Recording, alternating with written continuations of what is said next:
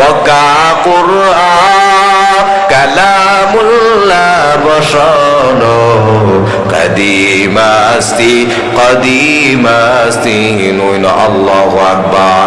আল্লাহ তাআলা বলে জমিনে যারা আমি আল্লাহকে ভয় করবে বলে তাদেরকে আমি আল্লাহ জমিনে সম্মানিত বানাই। সুবহানাল্লাহ। বলে ওই মুত্তাকি বান্দা জমিনে সম্মানিত, ওই মুত্তাকি বান্দা কবরেও সম্মানিত, ওই মুত্তাকি বান্দা পরকালেও সম্মানিত। সুবহানাল্লাহ। বলে বান্দা সম্মানে কোনো শেষ নাই। বলে কত সম্মান জানো? দুনিয়ার মানুষ দুনিয়ার রিজিকের পাগল পারা হয়ে যায়, কিন্তু বান্দার অন্তরে যখন আমি আল্লাহর ভয় ঢুইকা যায়, ওই বান্দার রিজিকটা কেমন হয়? আল্লাহ তাআলা বলেন ওয়া মাইয়াত্তাকিল্লাহা ইয়াজআল লাহু মাখরাজা ওয়া ইয়ারযুকুহু মিন হাইসু লা ইয়াহতাসিব। আল্লাহু আকবার।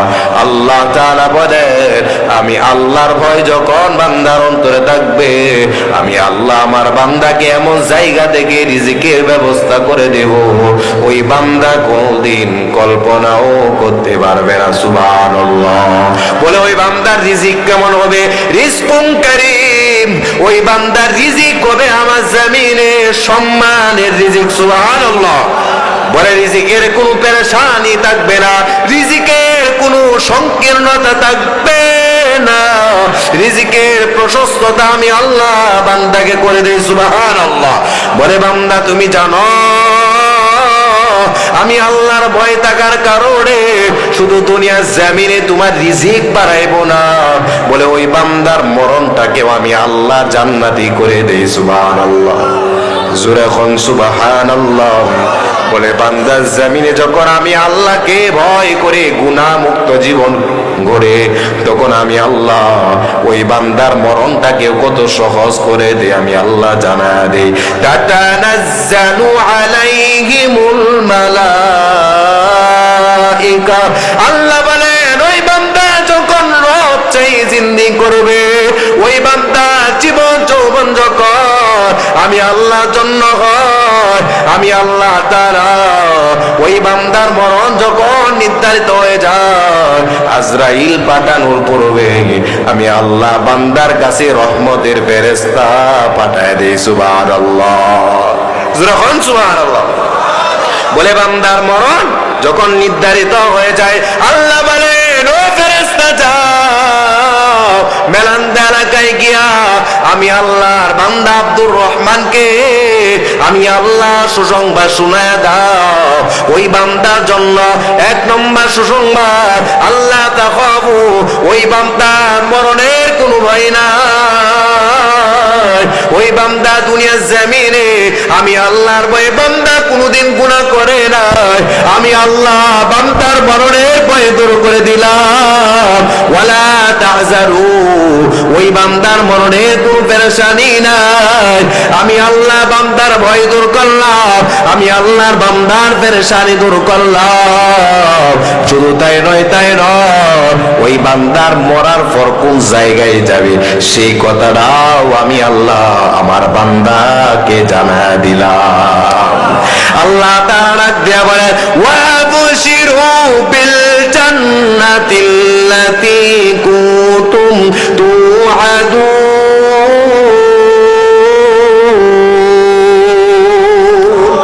আল্লাহ তাআলা বলেন আমি আল্লাহ যেমন ভাবে ভয় চিন্তা দূর করলাম, ওই বান্দাকে আমি আল্লাহ তার জান্নাতের সুসংবাদ শোনায় দিলাম।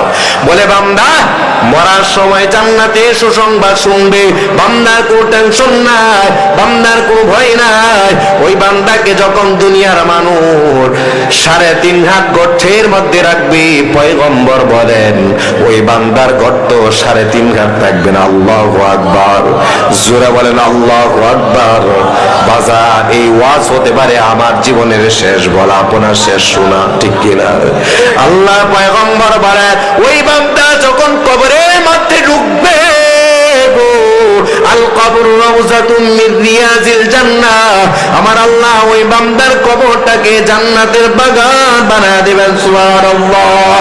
বলে ওই বান্দার কবর 3.5 হাত গর্ত থাকবে না।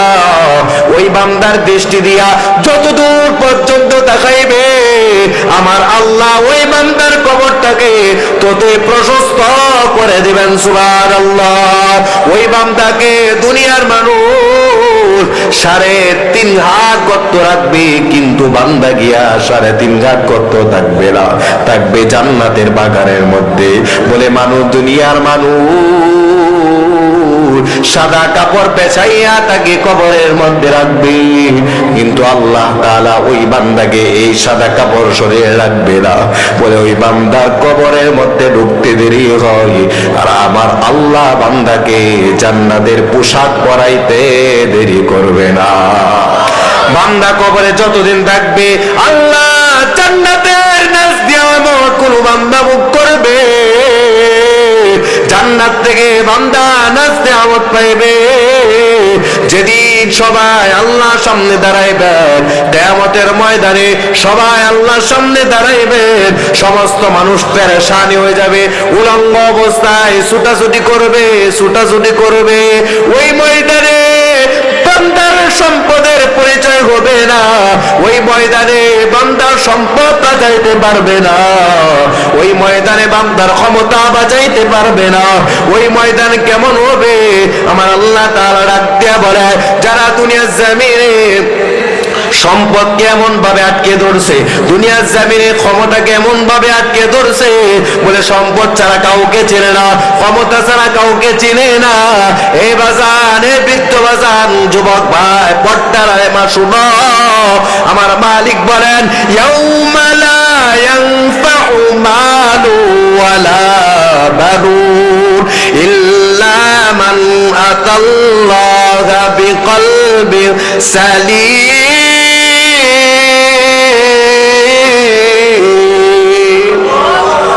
আল্লাহু আকবার। আল্লাহ তাআলা বলেন, এই বান্দা ওই ময়দানে তোমার সম্পদের পরিচয় হবে না, বান্দা তোমার সম্পদ তোমাকে বাঁচাইতে পারবে না, বান্দা তোমার ক্ষমতা, তোমার সন্তান সন্তানাদি কেউ বাঁচাইতে পারবে না।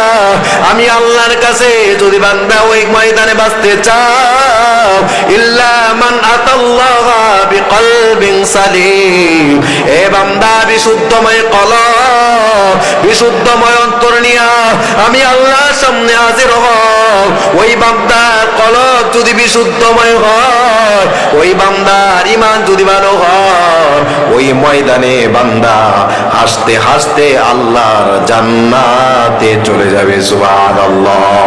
বলে ওই ময়দানে অবস্থা এমন হবে, ইয়াউমা ইয়াফিরুল মারউ মিন আখিহি ওয়া উম্মিহি ওয়া আবিহি ওয়া সাহিবাতিহি ওয়া বানিহি, যেই সন্তানের জন্য বাবা মাথার ঘাম পায়ে ফেলাইয়া সন্তানকে বড় করছে, যেই সন্তানের জন্য মা বাবা এত কষ্ট, ওই ময়দানে সন্তান বাবাকে চিনবে না, ওই ময়দানে বাবা সন্তানকে চিনবে না, ওই ময়দানে স্বামী স্ত্রীকে চিনবে না, স্ত্রী স্বামীকে চিনবে না। ওই ময়দানে যদি বাজান আল্লাহর ভয় নিয়ে যদি হাজির হতে পারে, আমার মালিক ডাক দিয়া জানায় দেয় ওই বান্দার ঠিকানা কোথায় হবে। আল্লাহ বলেন, ওয়াসিকাল্লাযীনা তাকাউ রাব্বাহুম ইলাল জান্নাতি যুমারা।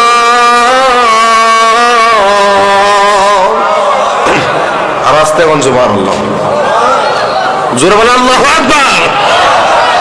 বলে যখন মানুষ ছুটাছুটি করবে, এমন সময় আল্লাহর পক্ষ থেকে আওয়াজ আসবে, যারা জমিনে মুত্তাকি ছিল, কি ছিল?